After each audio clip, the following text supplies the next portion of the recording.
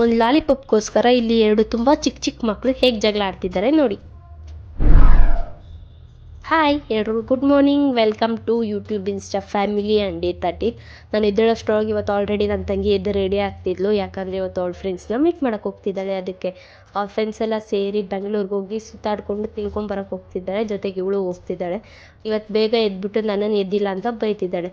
So ಅವಳಿಗೇನೋ ಅವ್ರ ಫ್ರೆಂಡ್ಸ್ನ ನೋಡಬೇಕಿತ್ತು, ಅದಕ್ಕೆ ಎದ್ಲು. ನನಗೇನು ಕೆಲಸ ಇರಲಿಲ್ಲ, ಅದಕ್ಕೆ ನಾನು ಎದ್ದಿಲ್ಲ.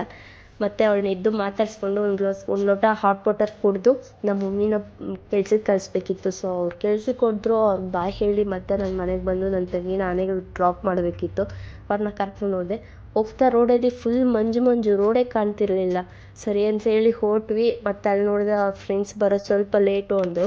ಅದಕ್ಕೆ ನಮ್ಮ ಅಣ್ಣವ್ರ ಹೋಟ್ಲಿಗೆ ಹೋದರೆ ನಮ್ಮ ಅಣ್ಣವ್ರು ಟಿಫನ್ ಮಾಡು ಅಂದರು. ನಾವು ಬೇಡ ಅಂತ ಹೇಳಿ ಸ್ವಲ್ಪ ಹೊತ್ತು ಕೂತ್ಕೊಂಡಿದ್ದು, ಎಲ್ಲರೂ ಮಾತಾಡಿಸಿ ಮತ್ತು ಒಂದು ಲೋಟ ಕಾಫಿ ಕೇಳಿದೆ, ಕಾಫಿ ಕೊಟ್ಟರು.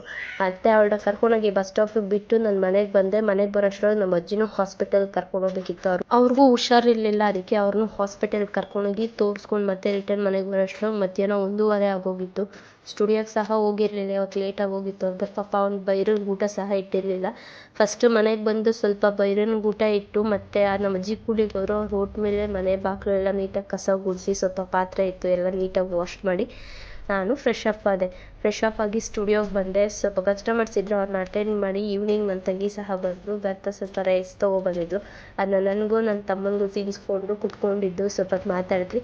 ಮತ್ತು ಅವಳು ನೀ ಡ್ಯಾನ್ಸ್ ಆಡ್ತೀನಿ ನೋಡೋಣ ಅಂತ ಹೇಳ್ಬಿಟ್ಟು ಅವನಿಗೆ ತೋರಿಸ್ಕೊಂಡು dance ಮಾಡ್ತಿದ್ಳು.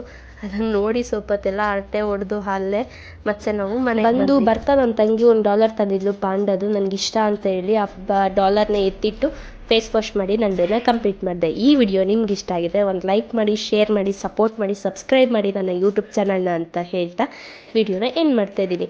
Love you all, take care, bye bye. Next ವಿಡಿಯೋದಲ್ಲಿ ಸಿಗ್ತೀನಿ.